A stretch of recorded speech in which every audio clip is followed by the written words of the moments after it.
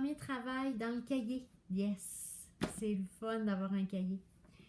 Alors, je vous invite à la page 44 jusqu'à la page 47. Alors, il s'agit de la construction de la phrase. Alors, on va voir que dans la construction de la phrase, il y a deux éléments obligatoires. Alors, il y a le groupe sujet et il y a le groupe prédicat. Donc, c'est les deux groupes obligatoires de la phrase.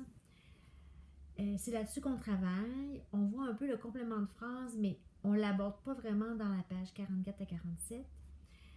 On en parle un tout petit peu. Alors, page 44, vous voyez la phrase graphique et la phrase syntaxique. Je vous invite à aller voir l'encadré qui est là. C'est bien expliqué. Mais moi, je veux attirer votre attention sur la page 44 dans le bas. Alors, les constituants de la phrase. La phrase de base est un modèle qui sert à construire et analyser des phrases. Et ce que j'aime beaucoup, c'est à quoi ça sert. Savoir reconnaître les constituants de la phrase vous permet de vérifier si vos phrases sont bien construites. Donc, c'est ça, l'important, c'est de bien comprendre ces concepts-là pour que lorsqu'on va écrire, lorsque vous écrivez, vous êtes capable d'identifier pour bien construire vos structures de phrases. Voilà. Fait que ça, c'est important. C'est la première des choses. Ensuite, assurez-vous que chaque phrase compte bien un sujet et un prédicat. Alors ça, c'est vraiment la base. Okay? Après ça, on va pouvoir jouer avec les types de phrases. On va voir qu'il y en a plusieurs. Mais on va commencer avec la base. Okay? C'est la phrase de base. Alors, page 44. Ensuite, vous avez la page 45. Là, vous explique la fonction du sujet. Donc, je vous invite à lire l'encadré qui est là. Mais grosso modo, le sujet, c'est lui qui fait l'action dans la phrase. Okay? Alors, celui qui fait l'action.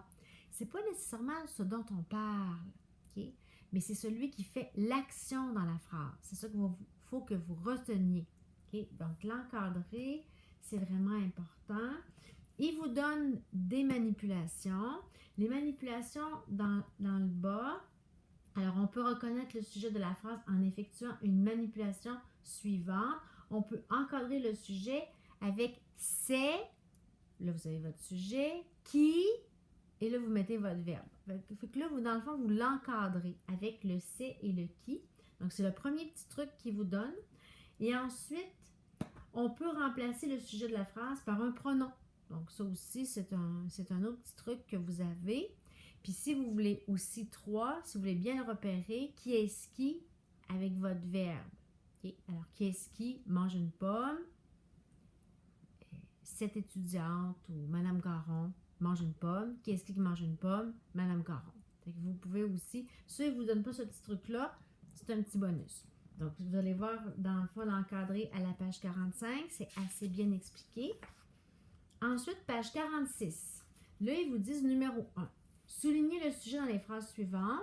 Fait que là, puis pour vous le souligner, puis pour être bien sûr que vous avez bien souligné la bonne affaire, il vous demande de l'encadrer par le c'est qui. Fait que ça, c'est votre premier exercice à la page 46. C'est ce qu'il vous demande. Okay?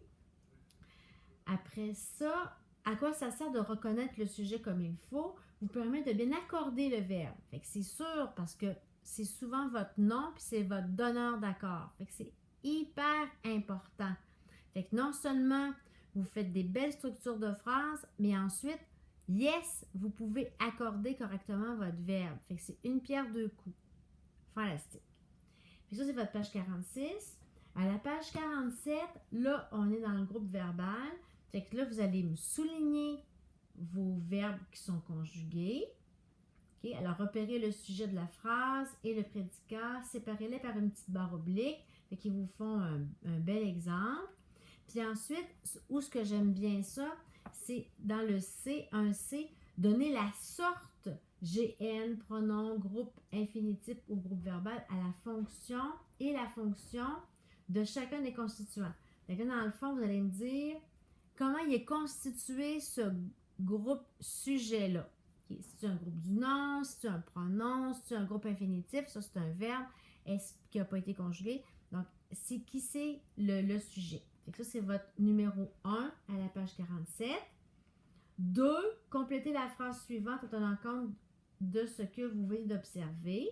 Alors, observez comme il faut le groupe verbal. Alors, le groupe verbal remplit toujours la fonction de sujet. Fantastique. Et le numéro 3, regardez comme il faut, il vous donne des structures à respecter et ça devient votre groupe sujet. Donc, vraiment assez facile, très contente. Alors, ça devrait bien aller. S'il y a quoi que ce soit, vous pouvez me rejoindre sur Messenger. Pas de problème. Fait que je vous souhaite un bon travail. Et ensuite, vous m'envoyez votre travail, bien sûr, et vous me faites une écriture libre.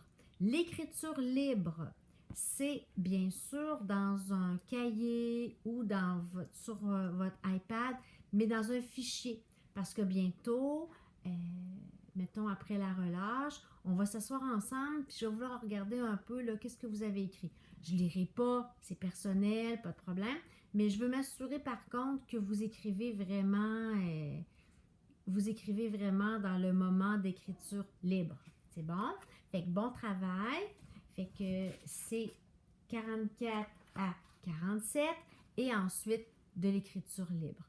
Et vous m'envoyez tout ça avant 15 heures. Merci beaucoup. Bye bye. Bon travail. Bonne journée.